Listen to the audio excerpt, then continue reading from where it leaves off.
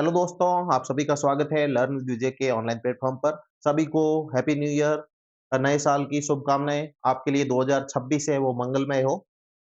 तो हम UGC net geography की जेन जी सीरीज़ कर रहे थे और इसमें हम अ, जो एनटीए द्वारा 2018 से लेके 2025 तक जो भी सवाल पूछे गए, उन सवालों को कर रहे थे। तो इसी कड़ी में हम परिवहन, भूगोल, ट्रांसपोर्ट ज्योग्राफी के सवाल करेंगे। तो ट्रांसपोर्ट ज्योग्राफी के सवाल कर रहे हैं। इसमें से जो ये सवाल है कि स्थानिक अंतःक्रिया मॉडल में उद्गम स्थल और गंतव्य स्थल के मध्य पृथक्करण के लक्षणों को निम्नलिखित में से किस शब्दावली में निरूपित किया जाता है? क्या है हमारे पास? ये ग्रेविटी मॉडल हम यूज़ करते हैं ट्रांसपोर्ट जियोग्राफी में, गुरुत्व मॉडल यूज़ करते हैं। तो following term denote the attribute of separation between the location of origin and location of destination. Origin को आई से करते हैं और डेस्टिनेशन जो मंजिल है, उसको जे से करते हैं। उद्गम स्थान आई और गंतव्य स्थान जे से हम करते हैं। अ, इसके बीच में जो स्पेशल इंटरेक्शन मॉडल है, ये स्पेशल इंटरेक्शन मॉडल है। टी टी क्या है? टोटल इंटरेक्शन है, आई और जे के मध्य टोटल इंटरेक्शन है। ये जो इंटरेक्शन है टी, आई, जे और ये किसके फंक्शन पे? आई के एट्रीब्यूट, जे के एट्रीब्यूट और सेपरेशन फैक्टर पे निर्भर करेंगे। तो उद्गम स्थल पे जो कुछ फैक्टर्स होंगे, कुछ डेस्टिनेशन के फैक्टर्स होंगे, कुछ सेपरेशन के फैक्टर होंगे, इन तीनों के फंक्शन मिला के हमारे टी, आई, जे होगा। ये टोटल इंटरेक्शन होगा। तो ये बोल रहा है सेपरेशन क्या होगा? तो सेपरेशन इन वी और डब्ल्यू के मध्य जो दूरी होती है, वो सेपरेशन फैक्टर होता है एस, आई, जे। ये सेपरेशन फैक्टर होता है। तो इसको किससे डिनोट किया जाता है? एस, आई, जे से किया जाता है। ये ग्रेविटी मॉडल है देखो। Option B S, I, J, W, J, V, J sorry V, I क्योंकि ये कहाँ का है? आई मतलब ओरिजिन का है।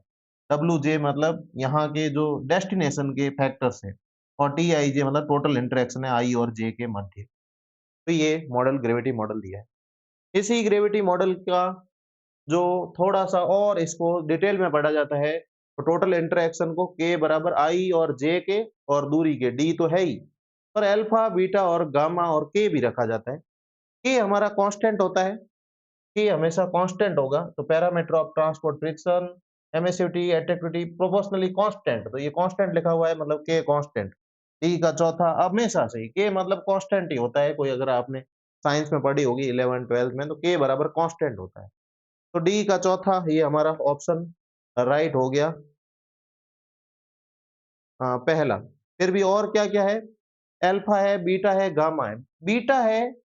बीटा है फ्रिक्शन यानी हम दूरी क्या हो रही है? दूरी घर्षण का कार्य कर रही है, दूरी हमारा फ्रिक्शन है। जितनी ज़्यादा दूरी होगी हम जाना प्रेफ़र नहीं करेंगे, भले ही प्रिंसिपल ऑफ लीस्ट एफर्ट देखो, डिस्टेंस डिके देखो। तो बीटा मतलब हमारा फ्रिक्शन, बीटा मतलब friction, parameter of transport friction, beta का मतलब पैरामीटर ऑफ ट्रांसपोर्ट का फ्रिक्शन हो रहा है। अल्फा है अट्रैक्ट कर रहा है, जे कितना अट्रैक्ट कर रहा है, जे है अट्रैक्ट कितना कर रहा है, अल्फा से अट्रैक्ट। तो अल्फा का मतलब अट्रैक्टिवनेस, देखो attractiveness, potential of attractive movement, कितना अट्रैक्ट करने की क्षमता है और लैम्ब्डा मतलब एमिसिविटी, वहां से बाहर फेंकने की क्षमता कितनी है, जो ओरिजिन वाला है, generate movement, potential to generate movement in emissivity को। तो अल्फा, बीटा, गामा और कांस्टेंट ये दिए हुए। तो ये पहला सही हो गया। तो ये ग्रेविटी मॉडल से सवाल है। ये कनेक्टिविटी मैट्रिक्स का सवाल है। ये डायग्राम दिया हुआ है। ये हमारा एक डायग्राम दिया हुआ है। इस डायग्राम की करेक्ट कनेक्टिविटी मैट्रिक्स क्या होगी? अगर जुड़ा हुआ है तो 1 लिखना है और नहीं जुड़ा हुआ है तो 0 लिखना है। इस हिसाब से हमारी ये कनेक्टिविटी मैट्रिक्स होगी। 1 है वो किससे जुड़ा हुआ है? 2 और 3 से जुड़ा हुआ है। 1 है वो किससे जुड़ा हुआ है? 1 जुड़ा हुआ है 2 और 3 से। 2 और 3 से जुड़ा हुआ है डायरेक्टली, 2 से जुड़ा हुआ है, 3 से जुड़ा हुआ है। तो 1 को देखें तो 2 से जुड़ा हुआ है, 3 से जुड़ा है पर 5 और 6 से भी बता रहा है, ये गड़बड़ है। यहाँ पे 2 और 3 यहाँ पे भी बता रहा है, एक तो ये हो सकता है कि 2 और 3 है, वो यहाँ पे भी बता रहा है। यहाँ पे भी बता रहा है 2 और 3 और यहाँ बिल्कुल भी नहीं बता रहा। हाँ, यहाँ पे 5 और 6 तो ये तो हो नहीं सकती और ये भी हो नहीं सकती, ये 2 तो हमारे उड़ गए। अब बचे 2 ऑप्शन बचे जिसमें 2 और 3 भी है, 2 और 3 भी है। ये हमारे ऑप्शन बचे हैं। तो जो खुद का पॉइंट है, खुद के पॉइंट का हमेशा 0 होगा। ये किसी से जुड़ा हुआ है तो वो है खुद का हमेशा 0 होगा, यानी 1 का 1 से, 2 का 2 से, 3 का 3 से, 4 का 4 से, ये लाइन हमेशा 0 होनी चाहिए पहली चीज़। फिर 2 3 से और भी क्रॉस कर लेते हैं। 2 है वो 1 से 4 से जुड़ा हुआ है। 2 है वो किससे जुड़ा हुआ है? 1 से, 3 से और 4 से। 2 है 1 से, 3 से, 4 से जुड़ा हुआ है। 3 है वो किस-किस से जुड़ा हुआ है? 1, 2, 4, 5, 6, 3 सबसे जुड़ा हुआ है। तो 1, 2 सबसे जुड़ा हुआ है। तो ये वाली लाइन है, वो खारिज होनी चाहिए। तो राइट आंसर क्या हो गया? ये हो गया। ये हमारा राइट आंसर हो गया दूसरे नंबर का। इस तरह से इसको कनेक्टिविटी मैट्रिक्स भरते हैं। अगला सवाल है बिल्ड, ऑपरेट, ट्रांसफर। अब क्या है? कोई बिल्डर है, वो बिल्ड करता है, ये ऐसे प्रोजेक्ट होते हैं। कोई हाईवे बनाया तो बिल्ड किया, फिर उसको ऑपरेट किया और फिर उसके बाद ट्रांसपोर्ट करते हैं। ये scheme under which public operators are invited to construct road and bridges. तो इसमें पब्लिक ऑपरेटर होते हैं, उनको इनवाइट किया जाता है रोड बनाने के लिए, ब्रिज बनाने के लिए, और उसको ऑपरेट करना होता है, फिर ट्रांसफर करना होता है, ऐसा होता है। तो build, operate, transfer. The national highway act has been amended to facilitate private investment under BOT scheme। ये कह रहा है कि national highways act has been amended to facilitate private investment under BOT scheme। National highways ने national highway act है वो has been amended to facilitate private investment under BOT scheme। तो ये तो कह रहा है कि पब्लिक ऑपरेटर्स को, ये बिल्ड, ऑपरेट, ट्रांसफर है वो पब्लिक ऑपरेटर्स ऑपरेटर्स है, उनको इनवाइट किया जा रहा है, और यहाँ लिख रहा है प्राइवेट इन्वेस्टमेंट। तो ये थोड़ा सा कंट्रोवर्शियल है। तो पहला तो सही है पर आर गलत है। आर गलत है, ए सही है और आर गलत है। ए सही है, वो आर गलत है। वहां पे पब्लिक ऑपरेटर्स को बोल रहा है और यहाँ private investment under BOT scheme बोल रहा है। तो नेशनल हाईवे जो अथॉरिटी है वो चलाती है इसको, तो उसमें पब्लिक ऑपरेटर के लिए बिल्ट, ऑपरेट, ट्रांसफर है। इसमें क्या लिखा हुआ है? निजी निवेश को सुगम बनाने के लिए राष्ट्रीय राजमार्ग अधिनियम में संशोधन किया गया है। तो ऐसा तो नहीं है, कुछ और होगा। ये आर गलत है। अगला, अगले में कुछ समुद्री बंदरगाह दिए हुए, हालांकि अब ये ट्रांसपोर्ट पे भी रखो, भले इकोनॉमिक में रखो, कहीं पे भी रख सकते हैं। टी पोर्ट है, सामने कंट्री, तो बुसान शहर है। बुसान, बुसान दक्षिण कोरिया का, साउथ कोरिया का बुसान शहर है, ये मुझे पता है। तो ये हो गया। ह्यूस्टन है यूएसए का, ये भी मुझे पता है, ह्यूस्टन है वो।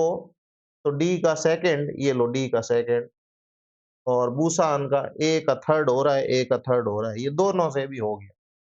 तियानजिन, तियानजिन शहर है वो चीन का है, तियानजिन। और रोटरडम, रोटरडम है नीदरलैंड का। तो ये हमारे छठे से पहला मैच हो गया। ये सी पोर्ट है, वो कंट्री है। आगे, अब ये कुछ इंडेक्स दी हुई है, बीटा, पाई, गामा, थीटा। बीटा इंडेक्स है वो ई बटे वी होती है। क्या होती है? ये है बीटा इंडेक्स। बीटा इंडेक्स है ई बटे वी, यानी एजेज बटे वर्टिसेज। जैसे कि ये पॉइंट है, तो वर्टिसेज कौन से होंगे? ये वाले वर्टिसेज होंगे, जो बिंदु है वो वर्टिसेज होंगे, और एजेज होंगे ये बीच वाले जो रास्ते हैं, लिंक है, उनको बोलेंगे। तो ये एजेज बटे वर्टिसेज होती है। बीटा बराबर ई बटे वी होती है। तो ए का थर्ड यहाँ पे भी आ रहा है। बी, पाई इंडेक्स है वो सी बटे डी है। पाई इंडेक्स है वो सी बटे डी है। तो सी बटे जो डी है, इसकी अगर फुल फॉर्म देखें कि सी क्या है और डी क्या है, तो total distance of network, total distance of network, total distance of network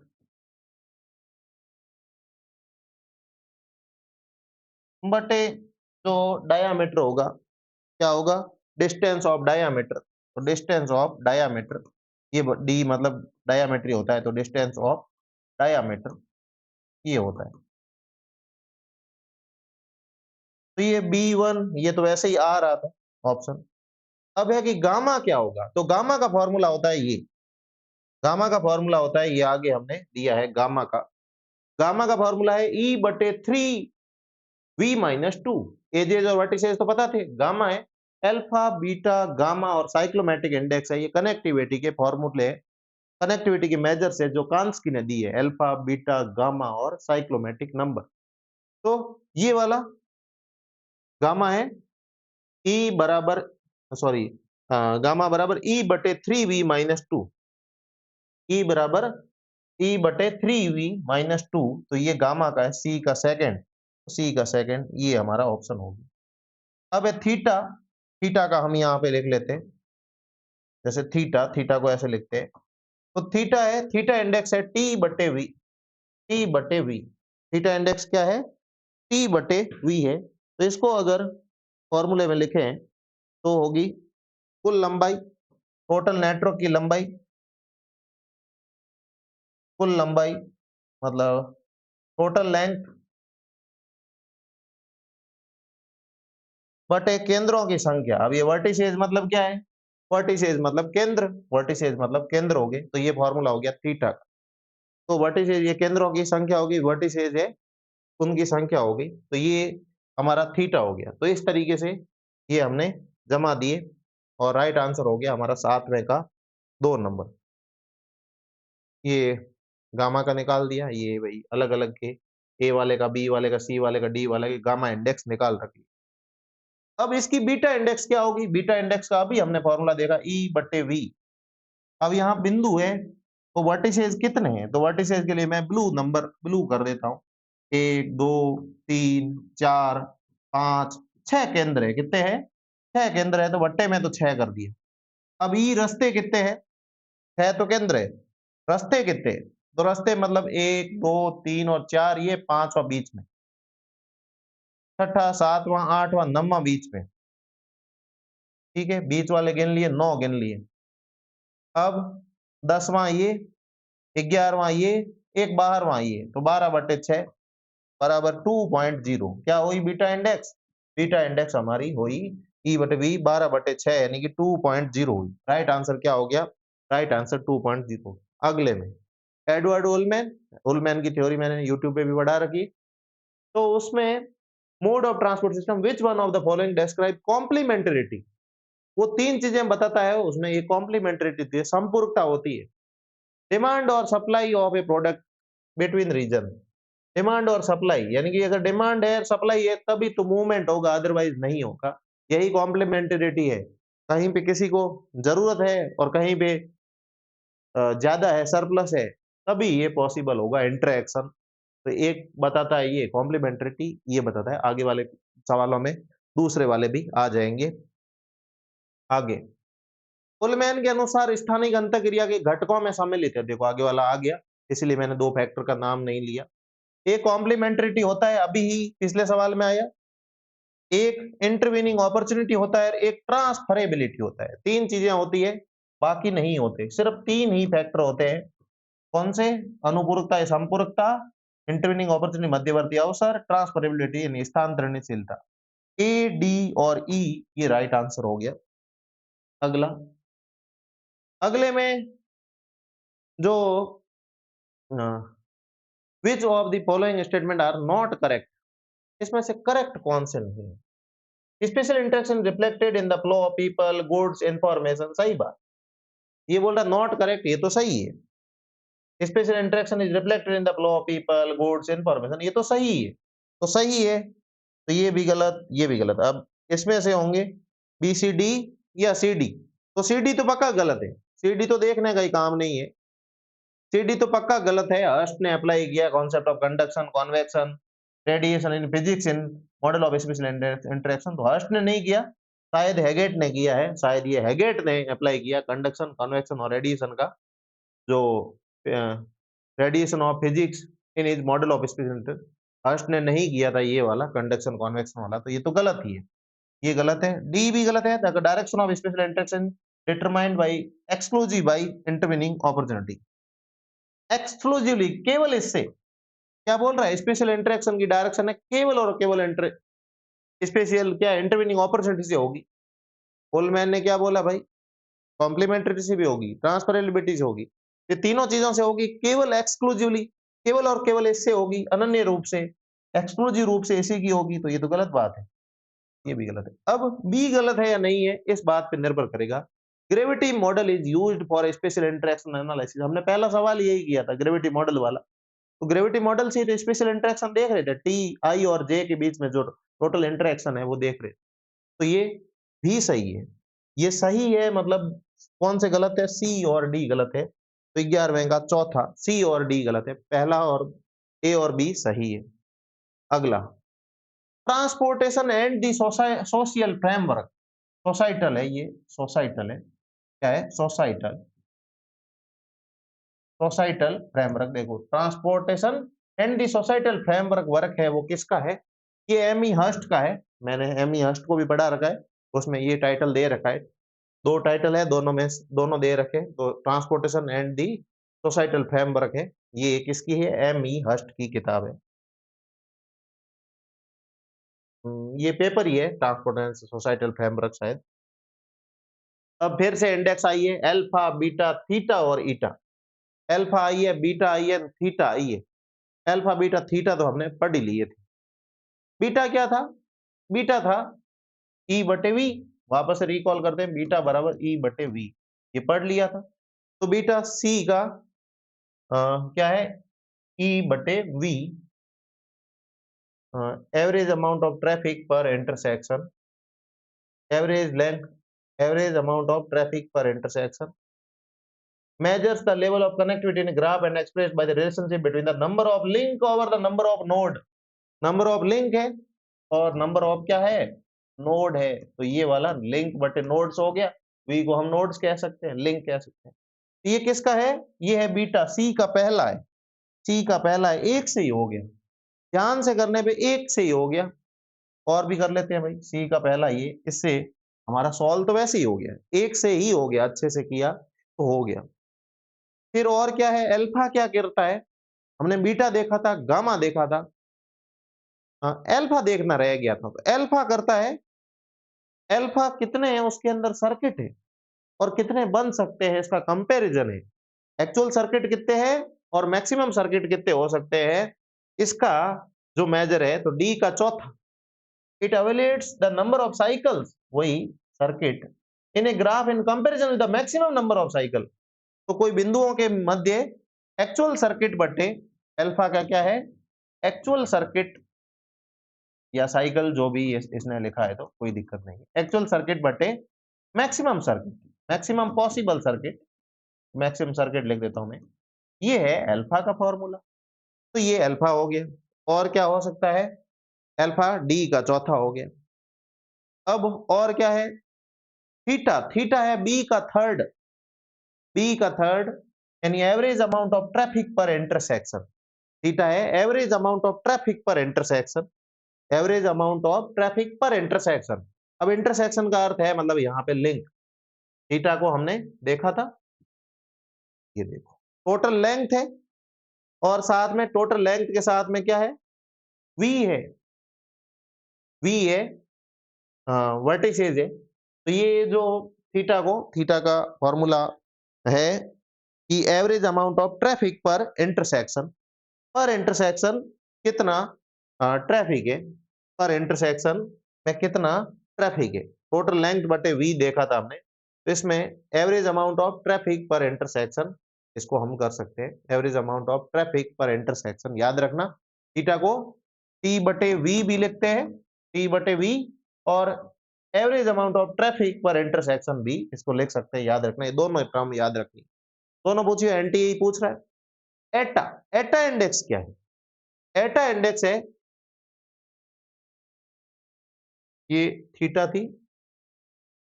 Etah index है ए का सेकंड, एवरेज लेंथ पर लिंक, पर लिंक, ये लिंक है, लिंक में कितना लेंथ है। एटा इंडेक्स है वो एवरेज अमाउंट ऑफ,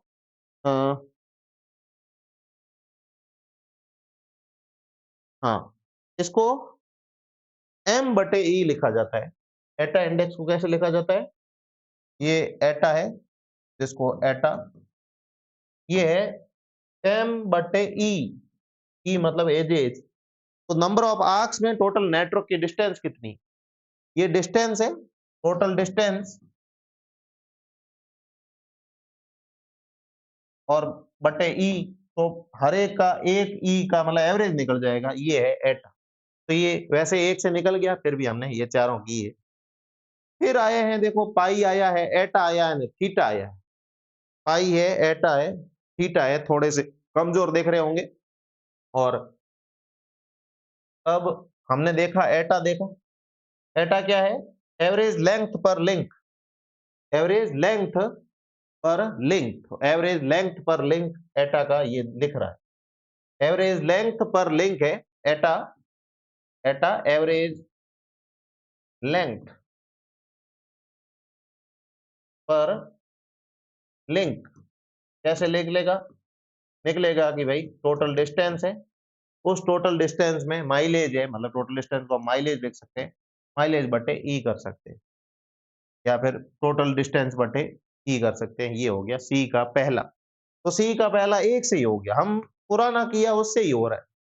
फिर भी और थीटा का क्या है, थीटा का डी का चौथा, average amount of traffic per intersection. फिर से भाई average amount of traffic per intersection, ये क्या हुआ, ये थीटा हुआ। थीटा है average amount of, average amount of traffic per intersection, इसको ऐसे याद करना है। अब पाई का फॉर्मूला हमने लिखा था सी बटे डी। पाई का क्या लिखा था, पाई का लिखा था सी बटे डी। डी है डायामीटर, क्या है, डायामीटर। तो ये इसका क्या है फॉर्मूला, अब पाई का क्या आ रहा है, बी का थर्ड आ रहा है। तो relationship between length of the graph, ये लेंथ ऑफ द ग्राफ है, का distance A log it's diameter, diameter से डिस्टेंस, तो ये पाई भी आ रही। और क्या बच गया, और है नेटवर्क की डेंसिटी। नेटवर्क की डेंसिटी है, वो है transport network in terms of kilometre पर स्क्वायर किलोमीटर। नेटवर्क की डेंसिटी है, रोड की डेंसिटी कैसे निकाली जाती है, पर स्क्वायर किलोमीटर में कितनी सड़कें हैं, सड़क घनत्व या नेटवर्क की डेंसिटी, नेटवर्क का घनत्व, ये निकाला जाता है कि मान लो कि किसी एरिया में 500 किलोमीटर सड़कें हैं और एरिया में कितना है, एरिया में 50 स्क्वायर किलोमीटर का एरिया है, तो कितना हुआ, पर स्क्वायर किलोमीटर कितना हुआ, 10 किलोमीटर पर स्क्वायर किलोमीटर, पर स्क्वायर किलोमीटर। ये हमारी सड़क है, 1 किलोमीटर स्क्वायर में कितनी है, 10 का है, ये एवरेज निकल गया। ये रोड की डेंसिटी है या नेटवर्क की डेंसिटी है, ऐसे हम निकाल लेते हैं। ये हम निकाल सकते हैं नेटवर्क डेंसिटी से, तो आराम से रोड का घनत्व आपने देखा होगा, नेटवर्क घनत्व ये हो गया। अगला, भारत और श्रीलंका के बीच नौगम्य नहर बनाने की कल्पना, तो ट्रांसपोर्टेशन में ही आती है नहरें। तो इंडिया और श्रीलंका के बीच के नौगम्य नहर बनाने की जो कल्पना है, वो किसने की थी, एडी टेलर ने की थी। हालांकि वहां पे क्या है, एडम ब्रिज है, एडम ब्रिज है जो हमारा राम सेतु हम कहते हैं, तो उस वजह से धार्मिक मान्यता के अनुसार ये हम नहीं करते हैं इसको। धार्मिक मान्यता है तो इस वजह से वो धार्मिक मान्यताएं आहत नहीं हो, इसलिए हम नहर नहीं बनाते हैं। बाकी फायदा तो बहुत सारा हो सकता है, फायदा तो बहुत सारा हो सकता है।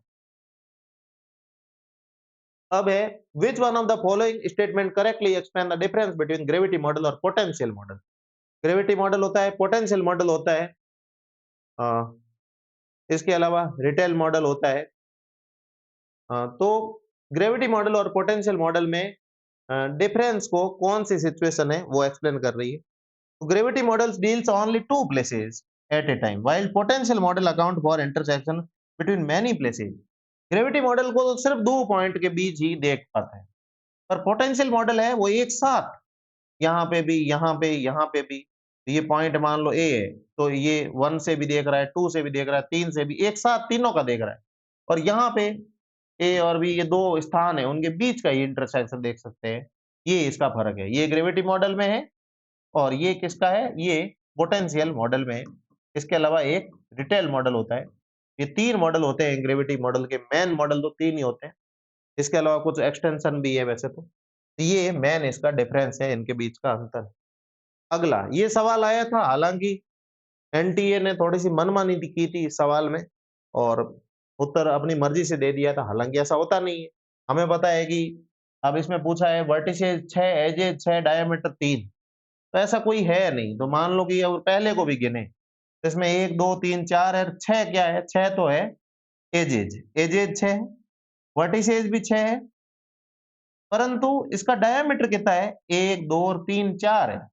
डायमीटर इसका 4 है, तो डायमीटर 4 करते तो ये होता। इस वाले में जो पहले वाला है, इसमें एजेज 6, वर्टिसेज 6 है और डायमीटर कितना है? डायमीटर जो दूरस्थ पॉइंट होते हैं उनका शॉर्टकट कितनी दूरी है? तो 1, 2, 3, 4 है, तो डायमीटर इसका हो गया 4। इस वाले में देखो एजेज और वर्टिसेज, तो 1, 2, 3 और ये 4, 7 हो गए। एजेस कितने हो गए? 7 हो गए। पॉइंट तो 6 है, वर्टिसेस तो 6 है, पर ये 7 हो गए। अब 1, 2, 3 जा रहा है, 1, 2, 3 जा रहा है, तो इसमें जो डायमीटर है वो 3 हो रहा है, पर समस्या यहाँ पे भी ऐसी होगी। इसमें 3, 3, 6 है, एजेस 6 है, पॉइंट 5 ही है। देखो पॉइंट तो 5 ही है, वर्टिसेस 5 ही है, और डायमीटर, डायमीटर इस पॉइंट से 1, 2 आ जा रहा है, किसी भी पॉइंट पे हम 2 में चले जा रहे हैं, किसी भी पॉइंट में हम 2 से डायमीटर 2 हो गया।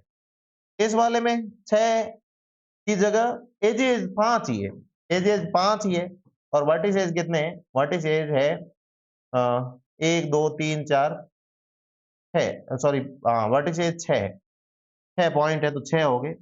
डायमीटर भी 1, 2, 3, 4, 5 हो गए, डायमीटर भी कितना है? 5 हो गया। तो ये वाला तो और भी वैसे हो गया, तो कोई भी ऑप्शन मेल नहीं खा रहा था, तो अपन कोई भी आप जैसे मतलब था नहीं है उस समय, ध्यान नहीं था, पर अब तो हम बिल्कुल अवेयर है, कुछ भी ऐसा आएगा तो हम रेट करवा देंगे पक्का, गलती करेगा तो हम आराम से पकड़ लेंगे उसको। अब most transportation network begins as branching network. Most transportation network है begin as branching network because the first priority of the transport agencies that build them is generally to get all point connected। अब जो ज्यादातर transport network है branching network में होते हैं, जैसे पहले कोई दो रॉड जोड़ी, फिर लोग है वो इधर वाला ऐसे जुड़ जाएगा ना, इधर वाला ऐसे जुड़ जाएगा ना, ऐसे ब्रांचों में इधर वाला ऐसे जुड़ जाएगा ना। तो इस तरह का जो पहली, ऐसा क्यों होता है कि पहली प्रायोरिटी होती है ट्रांसपोर्ट एजेंसी की, that build them is generally to get all point connected, सारे पॉइंट कनेक्ट हो जाए, इस हिसाब से ये ब्रांच में होते हैं। ये दोनों सही है, दोनों सही है, पर most transport network begin as branching network, शुरुआत में ब्रांचिंग नेटवर्क के रूप में होते हैं, because the first priority of transport agency that build. अब इनका उत्तर जो है इन्होंने नॉट ये माना था, पता नहीं इसका करेक्ट एक्सप्लेनेशन है वो नहीं है, ऐसा माना था। मोस्ट ट्रांसपोर्टेशन नेटवर्क है वो ब्रांचिंग नेटवर्क से शुरू हो जाते हैं, because the first priority of transportation agency that build them is generally to get all point connected. अब पहला जो उद्देश्य है, उनका उद्देश्य होता है कि सारे पॉइंट कनेक्ट हो जाए, बट उनका कोई ब्रांचिंग होता नहीं, जितना उनको चाहिए होता है, जहां जाना कनेक्ट करना होता है वो ऐसे कनेक्ट करते रहते हैं, कनेक्ट करते रहते हैं, पर अपने आप ही ब्रांचिंग में हो जाते हैं। उनका उद्देश्य तो रिसोर्सेज को एक्सट्रैक्ट करना होता है, बट अपने आप ही हो जाते होंगे शायद, इस वजह से ये करेक्ट एक्सप्रेशन नहीं है। पुलमैन का स्थानीय क्रिया में किस संकल्पना को प्रस्तावित नहीं करता है? सेम सवाल है, बस लैंग्वेज चेंज है। ट्रांसफरेबिलिटी था, इंटरवेनिंग ऑपरेशन था, कॉम्प्लीमेंट्री था, डिस्टेंस डिके नहीं था। 3 बताए थे उलमैन ने, तो ये नहीं था। अगला, Ullman who identified certain basic factor affecting interaction between, consider the following statement: there must be demand in one region and that can be met from another। तो किसी में डिमांड होगी तो डिमांड सप्लाई वाला बोला था उसने, डिमांड सप्लाई का बोला था। The area of demand must be able to pay, the area of demand must be able to pay for the supply, और area of demand must be able to pay for supply so that a two-way movement develop। ये भी सही है, ये भी सही है। तीसरा, the movement will only take place if each region is self sufficient. अब सेल्फ सफिशिएंट है, अब किसी को गरज ही नहीं है, आत्मनिर्भर है, तो आत्मनिर्भरता में इंटरेक्शन नहीं होगा। सर किसी की डिमांड होगी, किसी सप्लाई होगी तभी होगा। तो सी गलत है, तो सी गलत, सी गलत, सी गलत, उत्तर हो गया ये। तो ए बी सही है, डी भी सही है, ई भी सही। Interaction between the regions will only take place if there is no intervening opportunity. तो लैक ऑफ इंटरवेनिंग अपॉर्चुनिटी बोला था, दो रीजन में तभी होगा कि बीच में कोई अंतराली अवसर नहीं आ जाएगा। अंतराली अवसर आया तो उनके बीच में इंटरेक्शन शुरू हो जाएगा और वो ऐसे ही बैठे रहेंगे। Interaction between the region will only take place if the product can be moved. ये ट्रांसफरेबिलिटी है। अब मूव करने लायक होगा तभी तो कर पाएगा, तो ये भी सही है। डी भी सही है, ई भी सही है। तो ये ट्रांसफरेबिलिटी को शो कर रहा है, ये लैक ऑफ इंटरवेनिंग अपॉर्चुनिटी को शो कर रहा है, और पहले वाले जो दो है वो कॉम्प्लीमेंट्री संपूरकता को शो कर रहे हैं। ये उलमैन वाला प्रिंसिपल को ही तो खोल के रख दिया। अब एक ये पैसेज आया था movement of people, goods, information वगैरह, ये ठीक है, आपकी इच्छा हो तो देख लेना। ये मानव समाज में व्यक्तियों का, सामानों का, सूचनाओं का जो संचरण है। इससे 5 सवाल आए थे। विश्व में 20वीं शताब्दी के उत्तरार्ध में व्यक्तियों, सामानों, सूचना के संचरण में महत्वपूर्ण वृद्धि देखी।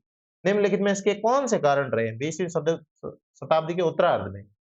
सेकंड हाफ में ज्यादातर इंटरेक्शन ज्यादा हुआ। इसका कारण क्या है? तो इसका कारण है लिबरलाइज ट्रेड था, लिबरलाइजेशन था। इमरजेंस ऑफ इकोनॉमिक ब्लॉक उभर के आए, उसकी वजह से भी था। देखो ये इकोनॉमिक ब्लॉक है वो भी उभर के आए। लो लेबर प्रोडक्टिविटी नहीं, हाई लेबर प्रोडक्टिविटी होगी तभी होगा।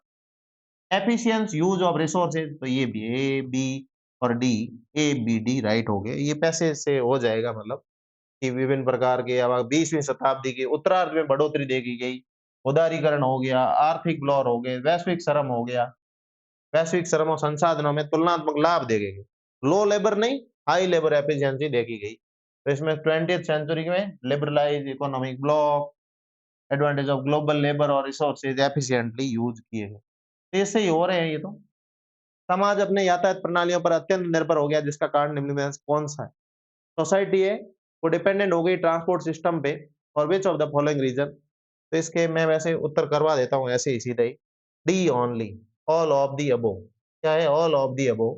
कि कम्यूटिंग भी है, कम्यूटिंग भी है, कम्यूट है, सप्लाइंग एनर्जी नीड्स है, कम्यूटिंग करते हैं हम, सप्लाइंग एनर्जी नीड्स है, ऊर्जा की आवश्यकता है, और मैन्युफैक्चरिंग और डिस्ट्रीब्यूशन है। तो सब है all of the above. D only मतलब एबीसी तीनों आ जाएगा। तो ये जरूरी है, सोसाइटी ज्यादा ट्रांसपोर्ट सिस्टम पे निर्भर हो गई इस वजह से। अगले में दो स्टेटमेंट दिए हुए हैं और इसका राइट आंसर है दोनों ट्रू है। क्या है? परिवहन का विशिष्ट उद्देश्य संचरण की मांग को पूरा करना है, क्योंकि परिवहन तभी अस्तित्व में रहेगा यदि ये व्यक्तियों, माल, भाड़ों, सूचनाओं संचरण करता है।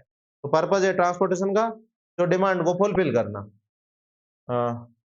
For mobility since transportation can only exist, अगर ये मूव करता रहेगा। Transportation is dominantly the outcome of A derived demand, और ये परिवहन एक मुख्य व्युत्पन्न मांग का परिणाम है। डिमांड हुई तभी ट्रांसपोर्टेशन हुआ, तो दोनों सही है। ट्रांसपोर्टेबिलिटी क्या है? तो ट्रांसपोर्टेबिलिटी है वो है द ईज ऑफ मूवमेंट, कितना हम आसानी से पैसेंजर को, फ्राइट को, इंफॉर्मेशन को मूवमेंट करवा सकते हैं, ये है transportability. Transportability, ease of movement of passenger, freight and information. और friction of space, friction of space क्या है? फ्रिक्शन ऑफ स्पेस है ह्यूमन एंड फिजिकल कॉन्स्ट्रेंट, जो मानवीय और भौतिक जो बाधाएं है, जो क्या है मूवमेंट को रोकते हैं। फ्रिक्शन बोला था, क्या बोला था हमने? फ्रिक्शन बोला था बीटा को, याद है आपने? पहला ही जो सवाल करवाया था, पहला दूसरा जो भी करवाया था, उसमें बीटा को हमने फ्रिक्शन बोला था। ये फ्रिक्शन है, दोनों के बीच में फ्रिक्शन है। और अल्फा अट्रैक्टिवनेस था, और जो गामा है वो एमिसिबिलिटी था। ये जो है फ्रिक्शन है, क्योंकि इसी से हम जितना डिस्टेंस बढ़ेगा फ्रिक्शन उतना बढ़ता जाएगा। तो डिस्टेंस बढ़ रही है, फिजिकल है, ह्यूमन भी हो सकता है। तो मानव और भौतिक अवरोध है जो संघर्ष पैदा करते हैं, उसमें क्रिएट फ्रिक्शन पैदा करते हैं। तो ये 25वें का पहला हो गया। इस तरीके से हमारे ट्रांसपोर्ट जियोग्राफी के सवाल पूरे होते हैं। Thank you.